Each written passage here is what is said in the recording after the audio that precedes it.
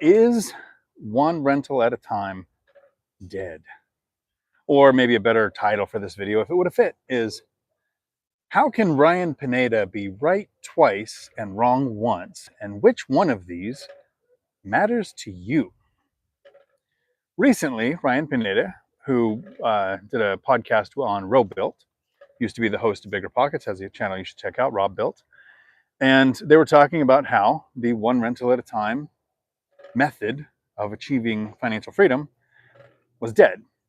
And Ryan Pineda was right twice before he was wrong once. And that first time that he was right was basically an entrepreneur talking about generating money.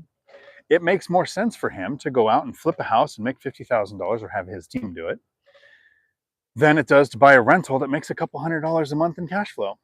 So for him, his best utilization of his capital, lumberjack landlord's buck, best use of capital, is to invest in his business. Make another YouTube video, make a couple $100,000. Why buy rentals? Makes total sense for him. The second way that he was right was he said, if you buy one rental at a time, let's say you buy a rental every year for 10 years, and in 10 years you think you're financially free. He says you buy a rental, it makes a couple $100. He says you get to 10, that's $2,000 a month, right? $200 times 10, $2,000 coming in a month, $24,000 a year. He says, can you retire on that? Are you financially free? Maybe if you geo arbitrage to a country like Thailand and, a couple $1,000s a month is plenty. But for the rest of us mere mortals who have to live in the United States or choose to live in the United States, $24,000 a year, not really enough. Maybe when you get to so-so security and you're tapping your retirement accounts, it's better than nothing.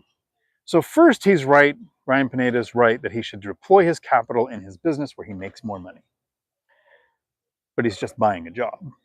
Second, 10 rentals at $200 a month in 10 years, you're absolutely not financially free. So he's right. Let's just go hypothetically, say you have enough money to go buy 10 rentals right now today, instead of having to do one a year for 10 years. And you buy them, and each one makes $200 a month in profit. Again, it's $24,000 a year, right? 10, maybe I'm doing the math on this wrong. Yeah, no, that's right. It's 10 times 200 will give you $2,400 a month. Probably get the math wrong. A couple $1,000s a month. What is that a year? Can you live on that? Probably not. So he got it right twice. It's not his best use of capital, so the one rental at a time method's kind of dead for him. And second, if you have 10 rentals producing $200 a month, I don't know that most people would be financially free. I'm in agreement. It was a good interview. It's on Rob Built's channel with Ryan Pineda. Is the one rental at a time method dead? And based on these two criteria, I'd have to sign up and say, yeah, got a point. Unless you understand the math of time and how it works, and how for 50 freaking years, I just heard a dumb statement like the one I saw in the comments where buying in today's market is a bad time to buy. It's actually my keynote speak at the BiggerPockets convention in October, 5th, 6th, and 7th at Caesar's Palace this year. It's never going to be a good time to buy. Every single year there's a good reason, and this time is different why you shouldn't buy a rental. However, here's how math of time changes this. Let's say you go with the one rental at a time method. You're going to buy one rental a year for 10 years. Now in Ryan's version, you buy a rental, it makes $200. 3 of the rentals that I purchased made $0, had a net zero return. No cash on cash. Math is just one of the parts of the equations that everybody focuses on. That means the same amount as all the other boxes you can check. I have rentals that didn't check all of the boxes, and those 3 didn't check the math box that everybody focuses on. Here's why it isn't dead, but somebody's been able to articulate why it's dead in every single market ever in the history of time. You buy the first rental, and if you buy one that makes $200 a month, which is better than the ones that I bought, which took a decade to make me financially free, able to retire, never have to work again, is it might start out, mine started out making 0, 3 of them did, but yours might start out making $200 a month, like Ryan talked about. And there are markets all over the country where you can buy rentals that make more than that. I made an offer earlier this week during a members only video, which I didn't want to make the offer, but it made sense. So I'll make the offer. I'm not going to pass up a good deal in today's market or any market. If it makes $200 a month, you don't buy 10 rentals and they make $200 a month. The reason why the one rental at a time method works, and I'm not even referring to Michael Zuber's One Rental at a Time, which you can find on YouTube and at Amazon, the actual book, and all of the information that Michael Zuber puts together. That's not what Ryan was talking about. Ryan was talking about buying one rental at a time for 10 years, why it wouldn't work for him. When you purchase the first rental, you're going to have a rental when you buy the next one. This is simple math, but you're not adding time. When you get to the 10-year mark, here's why you can't just buy 10 rentals that make $200 a month and retire. You buy the first rental, you own it for 10 years. You buy the second rental, you own it for 9 years. You buy the third rental, you own it for 8 years. So in this method, which is even faster than mine, Ryan said, that's not good enough. I bought one in 2 years, and then one in 2 years, and then one a year and a half later. So it wasn't even one rental a year. And I still make over $200,000 a year in pure profit after a decade of investing because of the math of time. That first property you purchased with 10-year-ago prices.